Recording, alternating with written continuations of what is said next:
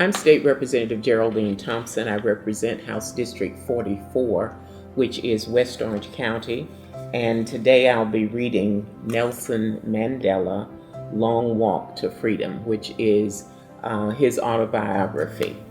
And we'll begin with his childhood. My name is Nelson Mandela. I live in South Africa, a beautiful country on the tip of Africa. Today, South Africa is a democracy. That means all adults vote to choose who they want to run the country. But it was not always like this. When I was born, South Africa was ruled by white people only. As I grew older, I began to see that this was not fair. I wanted to change this way of government so everyone had a say. My friends and I called this the struggle for freedom. The struggle lasted many years, and I was one of the fighters. This is my story.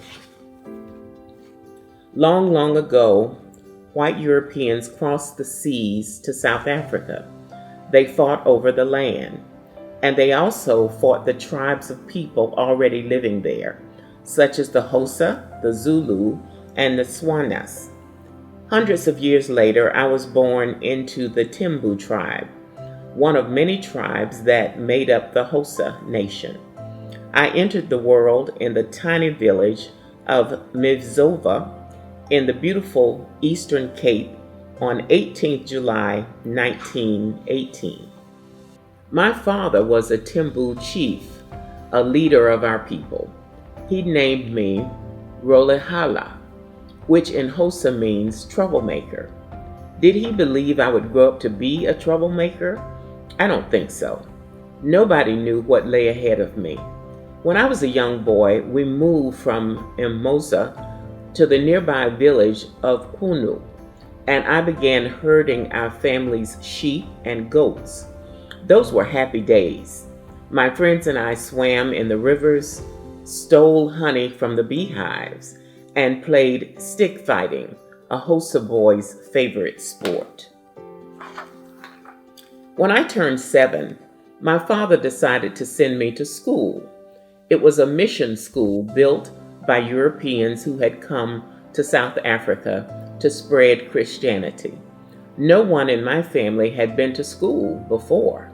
I didn't have fancy clothes, but my father took a pair of his trousers and cut them off at the knee. I used a piece of string as a belt. But the school wasn't fancy either. It had only one classroom. None of the pupils wore smart clothes, so I fitted right in. Our teacher gave us new names.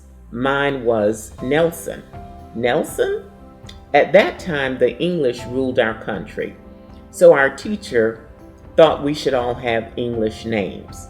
It sounded very strange at first, but I soon got used to it. I was learning at school, but I was learning at home as well. My mother told me stories from long ago, full of wise lessons about being kind to others. My father taught me to be a brave Xhosa boy. I wanted to grow up to be just like him. Sometimes I even rubbed ash onto my hair to make it gray like his. But after my 9th birthday, my life changed. My father grew ill and died. My mother took me to live with my father's friend, Chief Zongintaba, in the nearby village of Kimwini. Uncle Jogi was the acting king of the Thebus and was a very important man. He had a motor car and lived in a big house called the Great Place. It was an exciting new experience for me. My mother still came to visit me though, and I was always happy to see her. Although I miss Quinu, I love my new life. Uncle Jonki's son, Justice, was a few years older than me, and we became best friends. We rode horses and plowed his father's fields together. We had a lot of fun, but life was not all about riding horses. When I was 16, Uncle Jogi sent me to Clarksbury boarding school. In those days, many boys and girls did not finish their schooling, but my uncle believed education was important. 3 years later, I joined Justice at Held Town, the biggest school for Africans in the country. This is where I completed my high school education. At the age of 21, I enrolled at Fort Hare, a university for black students in the Eastern Cape. Uncle Jogi bought me a new suit to wear. It was very different from the cut-down trousers I had worn when I went to school. I felt very grown up. Young black people from all over the country came to study at Fort Hare. It was the first time I had met people from other tribes, such as Sotos, Zulus, and Swanas. I made new friends, including a clever young student called Oliver Tambo. Although he didn't know it then, Oliver and I were to become very important in each other's lives. I worked hard at university, but I had fun. I took up running, boxing, and ballroom dancing. One night, my friends and I snuck out to a dance hall. We thought we were very daring until we met our teacher. But suddenly, my student days were cut short. I was elected to sit on the student council, but only 25 students had voted.